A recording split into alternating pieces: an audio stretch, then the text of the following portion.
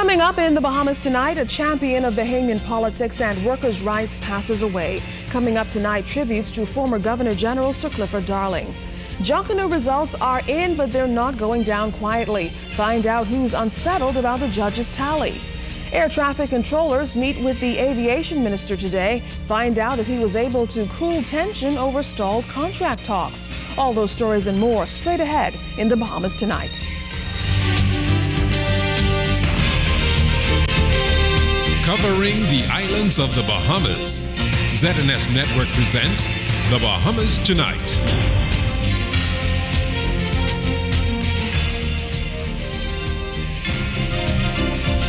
This portion of the news is brought to you by McDonald's. McDonald's, I'm loving it.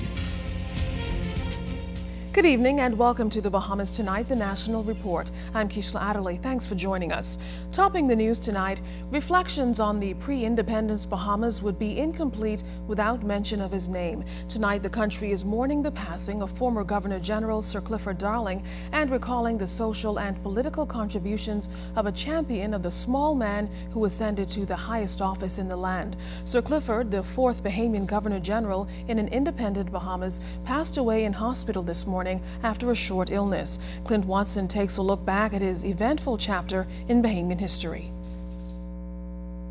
Sir Clifford Darling served as Governor General from 1992 to 1995, succeeding Sir Henry Milton Taylor. But his rise to the highest office in the land was not instant. He lived a full life in public service and championed the cause of workers for years. The former Progressive Liberal Party Member of Parliament for Engliston, Sir Clifford was born on February 6, 1922, at Acklands Island to Charles and Aramelia Darling. He attended the Acklands Public School and public schools in New Providence.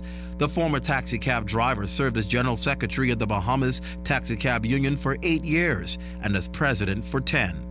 In the early 1950s, Sir Clifford bargained with hotels for better treatment for taxi drivers. The hotels had their own buses to transport visitors to and from the new Nassau International Airport and other destinations. As a result, many taxi drivers had no passengers except residents to take from the airport. The problem reached a boiling point November 1957 when the cab union, with Sir Clifford as president, blockaded and closed the airport. A general strike followed in January 1958. With Sir Clifford's help, an agreement among hotels, tour services, and taxicab operators was reached. Sir Clifford was an early member of the PLP. He served as a senator from January 1964 to January 1967, when, in a general election, he was elected to the House of Assembly for the Engliston constituency. He served from January 1967 to October 1969, when he was appointed to the cabinet as Minister of State. In November 1971, he was named Minister of Labor and National Insurance. He was responsible for the introduction of the National Insurance Program on October 7, 1974. Sir Clifford was re-elected to the House for the Engliston constituency in the 1977 general election and was elected Speaker of the House. He was also knighted by the Queen the same year. In the general elections of 1982 and 1987, Sir Clifford was re-elected as a Member of Parliament for Engliston constituency and re-elected as Speaker. He was the longest-serving Speaker of the House of Assembly from 1977 to 1991. He was also a stalwart councillor, the highest honor that can be bestowed on a member of the Progressive Liberal Party. Sir Clifford was big on family and religion. He has 7 children. He married the former Ingrid Smith. He was a member of Zion Baptist Church. He was also a member of the Masonic Prince Hall Lodge and of the Improved Benevolent Protective Order of Elks in the World. Sir Clifford died at the age of 89. Clint Watson, ZNS News. Now, Sir Clifford spent some of his final hours surrounded by family who say they were fortunate to spend Christmas Day with him. One of his daughters spoke with our Carla about the public figure she called Daddy.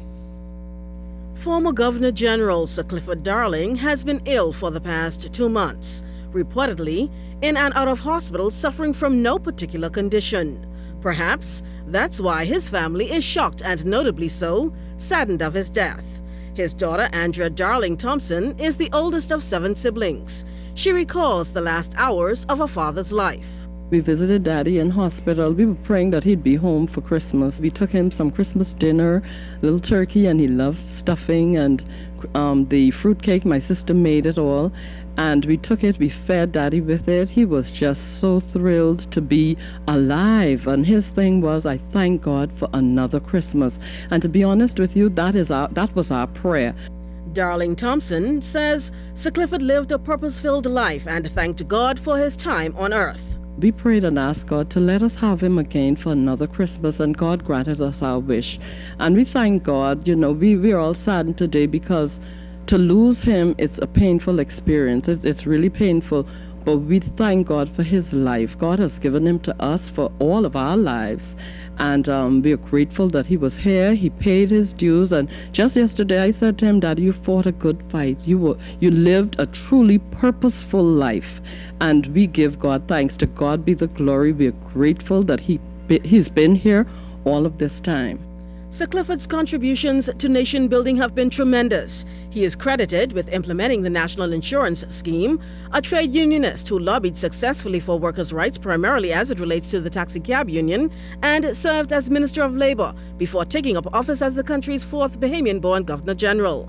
His daughter says the family could not be more proud of his public service. Proud children to know that our father paved the way and made a good name and left a good legacy for all of us who will follow in the Darling name. And I think I could say on behalf of all of his children, we remember Daddy as being a very kind and loving person. In spite of what people saw there, he was firm, and sometimes he was really, real. It seemed to be hard. But with his children, he was always so loving. Well, he'd give the shirt off his back. Sir Clifford Darling was 89 years old. Carla Palmer, ZNS News. Well, Prime Minister Ingram says he was saddened to learn of the passing of Sir Clifford Darling this morning.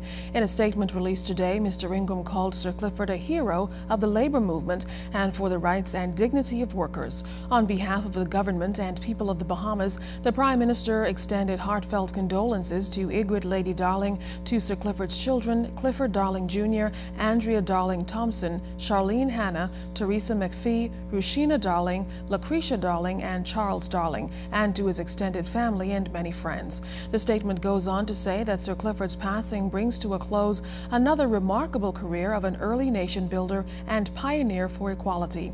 The Prime Minister recalls that Sir Clifford's entry into public life was driven by his strong desire to secure equity for fellow disadvantaged taxi drivers. The statement concludes that Bahamians owe a debt of gratitude to Sir Clifford for his half a century of public service, marked by honesty, industry, loyalty, and integrity, and that his proud legacy won't be forgotten.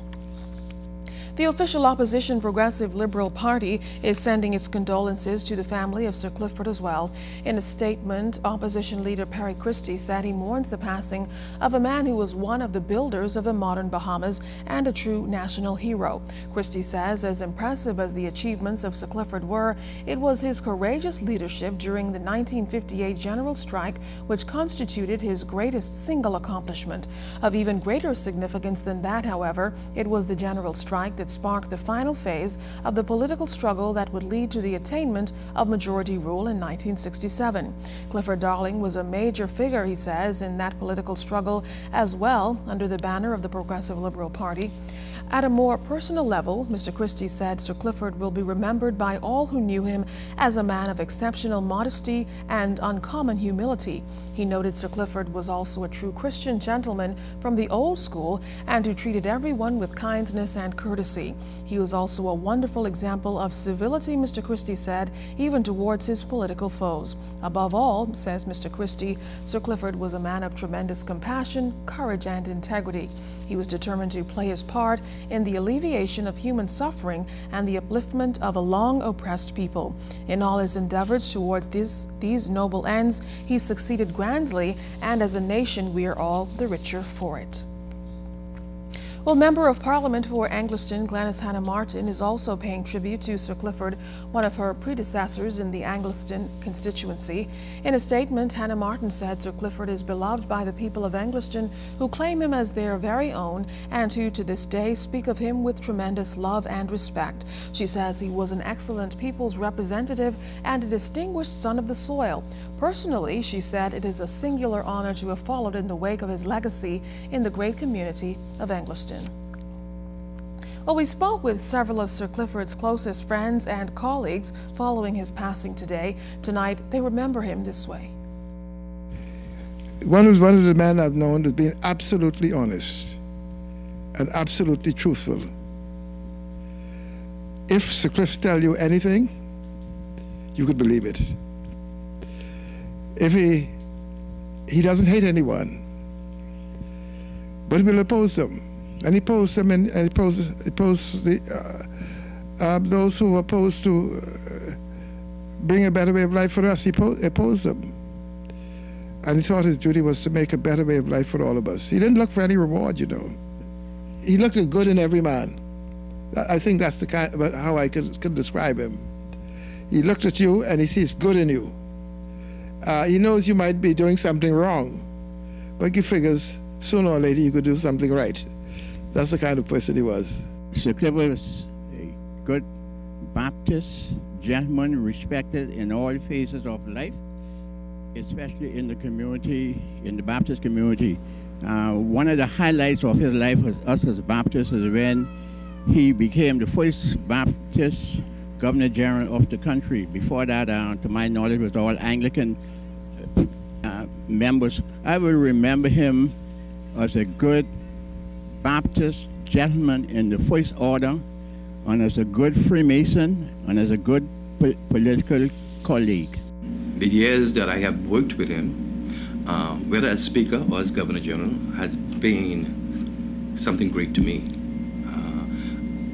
I can never forget Sir Clifford, of what he has done for the government or the people of the Commonwealth of Bahamas, and especially his constituency, Angliston. But he was a man you would have loved instantly. He was soft-hearted and caring. Like I told you before, his dress was impeccable, but he served his country well. May God have mercy on his soul.